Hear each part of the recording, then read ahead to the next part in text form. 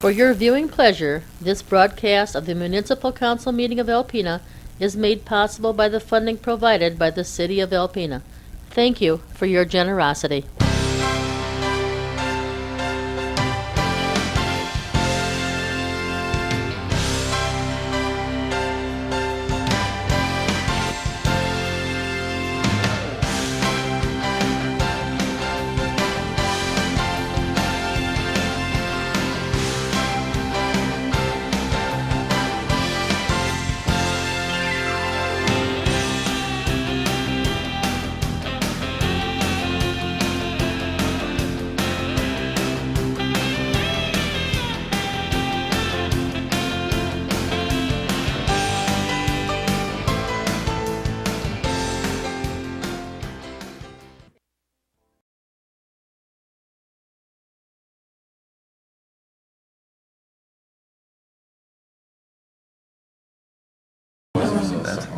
There we go.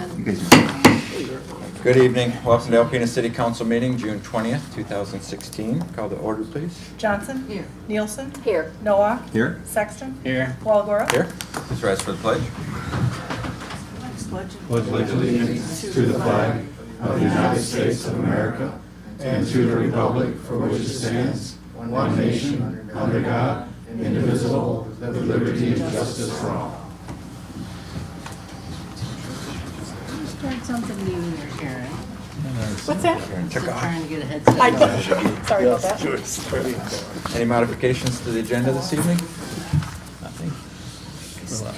Everyone had the opportunity to read the minutes for the special session of June 2nd, which was IG, a regular session June 6th, and closed session of June 6th. Any issues, problems? Citizens appearing before council on agenda and non-agenda items are allowed 5 minutes each to address the council with your concerns. If you'd like to, please come to the podium and state your name and address for our records.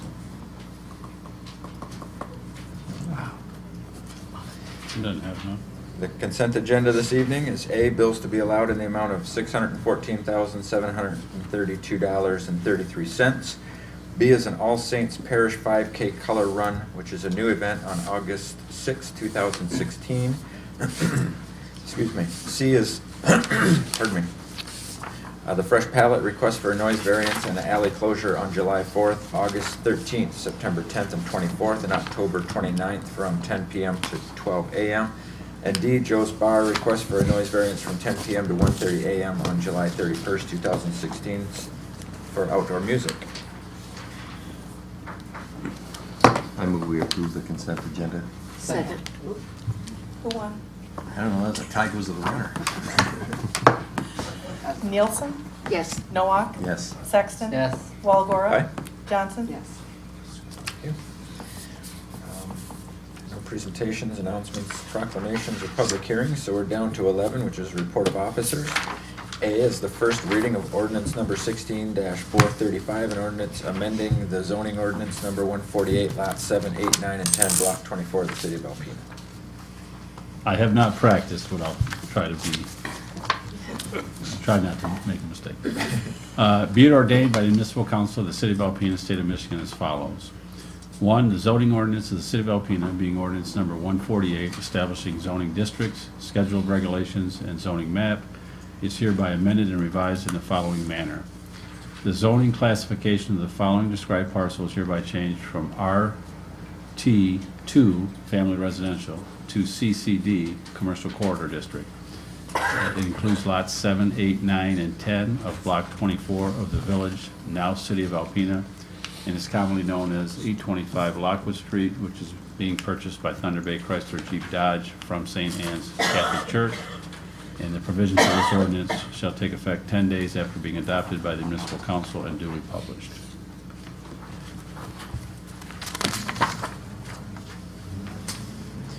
Very well, thank you, sir.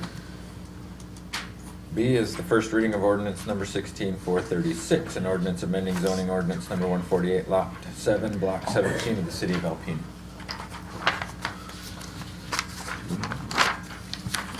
Sorry. That's okay. Be it ordained by the municipal council of the City of Alpena, State of Michigan as follows.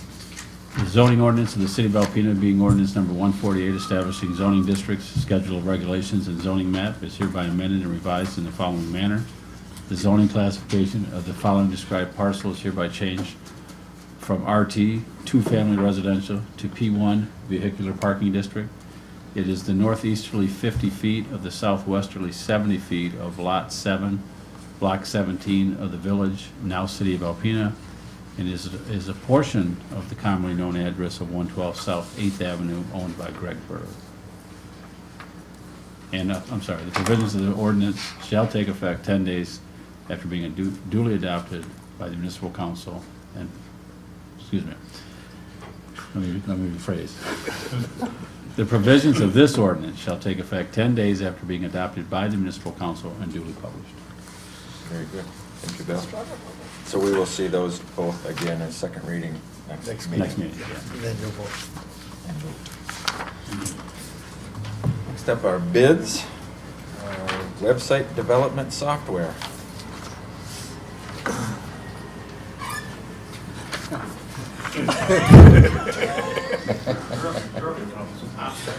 Obstacle course to get it.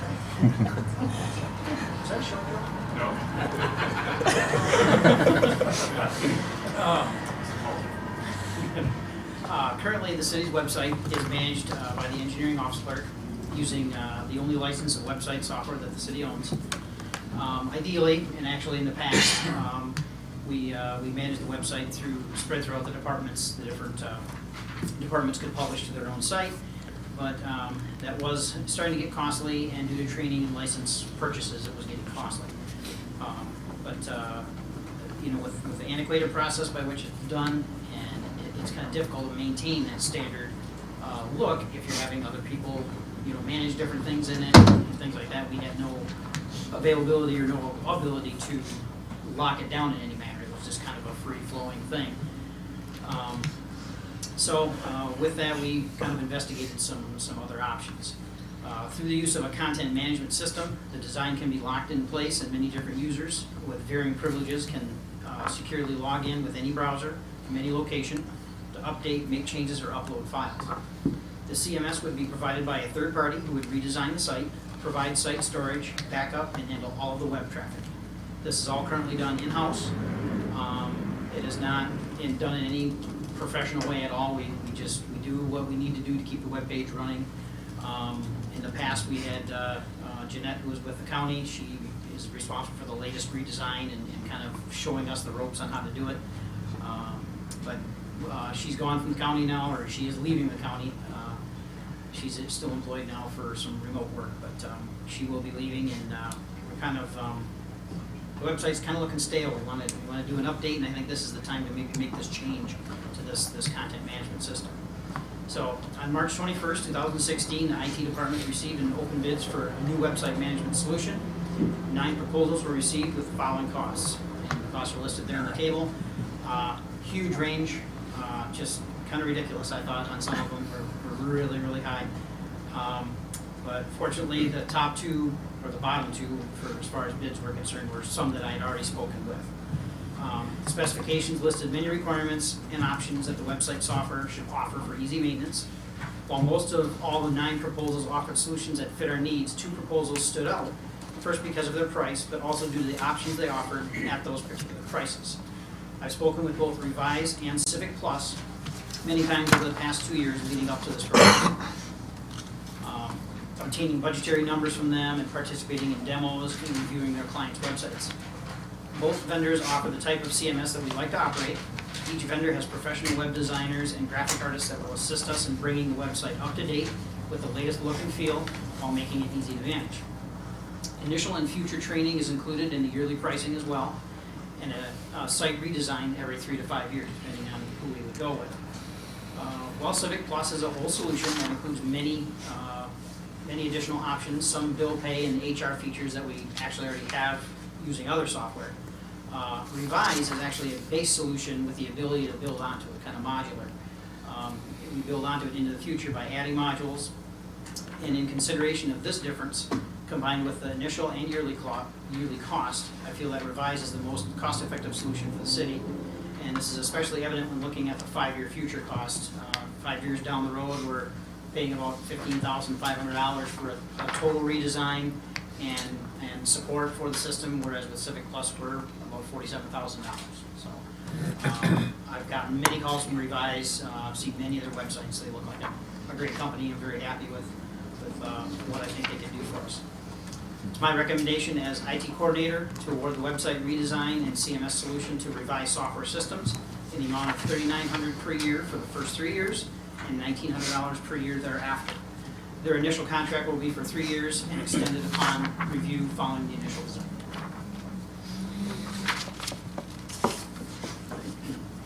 I guess one of the questions I've got, Steve, if I may, is just, does this include making the website a little bit more phone-friendly for, Yes, users? absolutely. Okay. Absolutely, and it's, it's something I think that we'll probably discuss the app into the future, because they tailor it to that, and that's part of their ability. They will make the website, actually a lot of their pictures they show as a desktop computer, and then the same page with it, how it's displayed on the phone. And just easier to navigate, and just it looks as good as it does on the desktop, but it's more, easier to manage because it's a smaller screen. So, yeah, that is part of their, that's all of them did that. They all specialized in that. That's a typical thing. Okay. And are they using WordPress by chance for the coordination of the pages and design of the pages? I am not aware of what they use internally. I Okay. know a lot of their software is proprietary. It's Okay. They've designed it in-house, but it acts like a typical word processor when you go in and want to edit a page, and then you save it out and it publishes it. Okay, yeah, that sounds like that. Okay. Yeah. Are they going to provide some training opportunities for staff so that we can maintain it or tweak it a little bit over the Absolutely, course? yeah. The part of that price is, at the end, they'll train whichever staff that we'd like to, give different passwords out. We can assign passwords and users as well, but they would help us out with that initial part, and then they'll do refresher stuff into the future, and they'll also do new employees into the future, and that all falls under that $1,900 a year thereafter. Has there ever been any discussion of training a staff member to do web design? So in the future, we can do that in-house, or? Truthfully, one of the reasons why we're going with this is it's truly a one-person job, and that's pretty much all that they would be focused on. It's a lot of stuff to do, and right now I think we barely handle it the way it is, and we barely get it out there. And I think this will just be a more professional way of doing it, and it's tough to manage a website or to have that webmaster position and have them have a few other jobs too, because there's a lot that comes in every day that we need to publish. How time intensive is it just to maintain it? It's not so much time intensive as it is making sure everything is standard as it comes into us. We re-edit PDFs as they come into us, how they should look on the website, and it's a stop what you're doing here so you can focus on the web page, and then you get out of it, and it's a little bit to publish it, a little bit to just make sure everything's right all the time. That's the biggest thing is, all of a sudden we're writing a memo and 3 other people see it in City Hall, and that's, not a real big deal, but as soon as you hit that publish button, it's out there. It's and we gotta make sure it's correct when we do it, so and you're getting it from so many sources. I guess that's the biggest thing. Sure, a variety of many formats. different departments and styles of writing and everything, so, yeah. Thank you. Great. Yeah, I'm pretty impressed with what you guys have been able to do with our website here without this all this time. I'm pretty comfortable with the website, but I do know that there are some, it's because I've been using it for 4.5 years. When I try to talk somebody else through it to find something, it's not quite so easy. I had to call Vicki 100 times, she would attest, to try and, get something that's there. It's just not so easy, so. And Steve's also well aware of where we are with IG, and so this will be a good timing for us to delve into this, and quite possibly the county and some of the other entities will kind of follow suit to get their websites up to speed, so that'd be great. I got no issues with it whatsoever. The price seems right, and I did have a question as far as, do you know where Revise is based out of? Do they have a location? I believe they are in Michigan.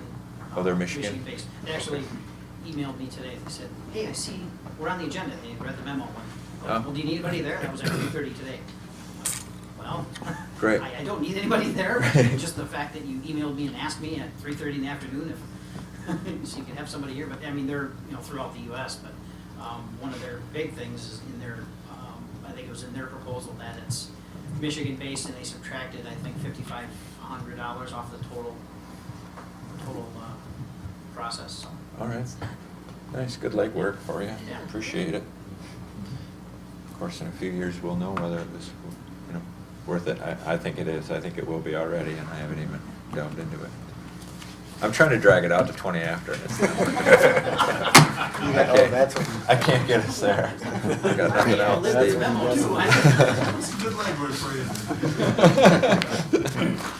How should we do this? I move. Oh, and it's under budget. I budgeted $7,000 for the first 3 years, and then, whatever after, but in the CIP, I have the next 2 years budgeted out at $7,000, and, we're gonna be well under that 3,900, so. Great. Thank you, Steve. I move we approve the bid for revised software systems in the amount of $3,900 for the first 3 years and $1,900 per year thereafter. Second. That's a ties tonight. Noah? I'm sorry, Noah, yes. I'm waiting for the time to be 7. Okay. Sexton? Yes. Walagora? Aye. Johnson? Yes. Nielsen? Yes.